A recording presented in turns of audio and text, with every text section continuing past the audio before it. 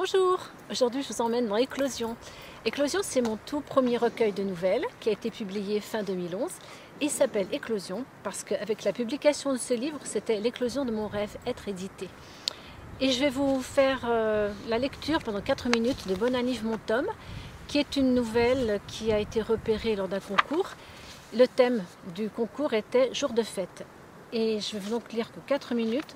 Vous ne connaîtrez pas la chute. Il faudra acheter Éclosion pour connaître la suite. Allez, on se lance. Bonne Anniv mon tome.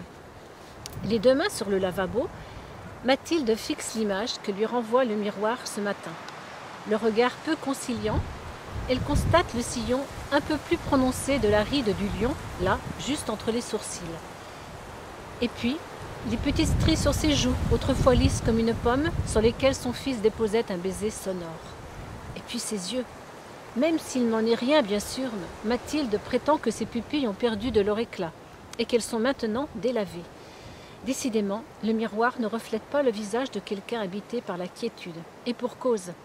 Alors que la pleine lune s'était glissée facétieusement entre les interstices des volets, elle avait empêché Mathilde pendant une partie de la nuit de glisser dans un sommeil réparateur auquel elle aspirait depuis des mois.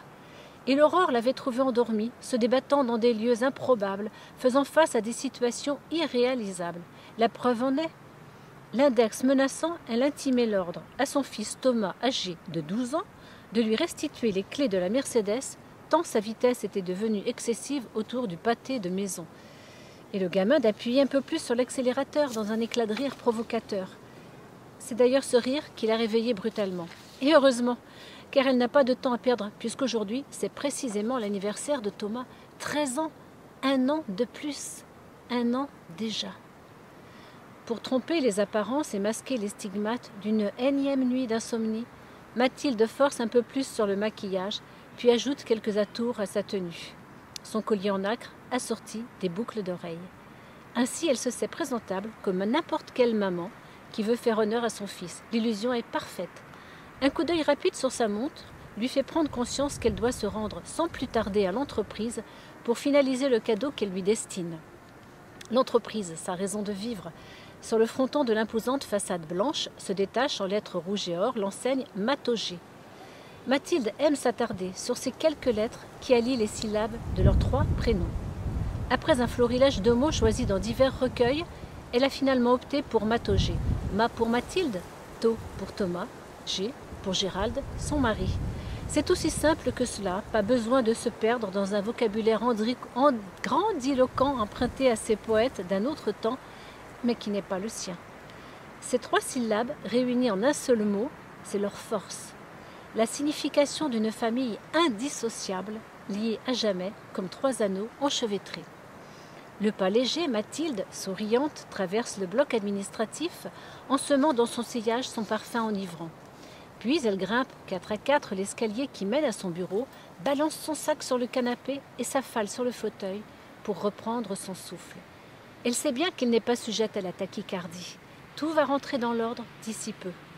Mais aujourd'hui, elle se sent oppressée et la nuit blanche n'a rien arrangé. Malgré tout, Mathilde, la volontaire qui a mis depuis toujours son opiniâtreté au service de l'entreprise, celle dont on admire à présent le cran, s'adonne à un rituel quotidien auquel elle ne déroge pas. Et surtout pas en ce jour. N'en déplaise à son entourage qui porte un regard incompréhensif et inquiet sur sa phobie récente de quelques mois. Elle a ses raisons, libre à elle de refuser de les exprimer. Ainsi, Mathilde éloigne le siège du bureau et la tête légèrement penchée, effleure délicatement l'acajou du bout des doigts comme on caresse la peau d'un être cher. Il ne faut pas se méprendre sur son geste. Il ne traduit nullement une affection quelconque pour le bois. Non. Mathilde guette le grain de poussière, le manquement de la femme de ménage, la faille. Aujourd'hui, pas de remarques. Bureau immaculé. Heureusement, sinon, elle se serait effondrée. Il ne s'agit pas d'une simple aversion, c'est une appréhension bien réelle. La poussière revêt maintenant une connotation particulière à ses yeux. Mais ça, elle se garde bien d'en discuter avec les siens. Leur incompréhension susciterait une dissension et Mathilde veut se préserver de tout affrontement avec sa famille. La suite, C'est dans 3 pages. Je vous laisse les découvrir, toujours aux éditions Vent des Lettres. Et puis je vous invite à me suivre dans la prochaine vidéo. À bientôt, bye bye!